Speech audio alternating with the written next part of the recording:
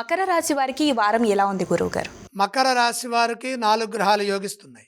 సప్తమ చంద్రుడు, ద్వితీయంలో బుధ శుక్రులు, తృతీయంలో శని. వ్యాపార ఫలితాలు బ్రహ్మాండంగా ఉన్నాయి. కృషికి తగిన ప్రతిఫలం వ్యాపారంలో లభిస్తుంది. తెలివిగా వ్యవహరించడం ద్వారా మేలు జరుగుతుంది. వ్యాపార విస్తరణకు ఇది అనుకూలమైన సమయమని గమనించి పనిచేయండి. తోటివారి నుండి తగినంత ప్రోత్సాహం కూడా లభిస్తుంది. స్నేహితుల వల్ల మేలు జరుగుతుంది. మీరు కొందరికి సహాయం చేసే వీలు కలుగుతుంది. దాన ధర్మాల ద్వారా శ్రేయస్సు పెరుగుతుంది. ఆధ్యాత్మికంగా కలిసొస్తుంది. లక్ష్మీ కటాక్షం సంపూర్ణంగా అందుతుంది. ధనాన్ని దాచుకోవటానికి ఇది సరైన సమయం.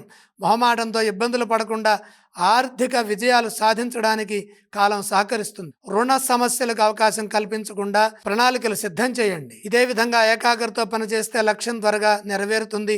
ఉద్యోగంలో మేలు జరుగుతుంది. ఆత్మవిశ్వాసంతో ముందుకు సాగండి.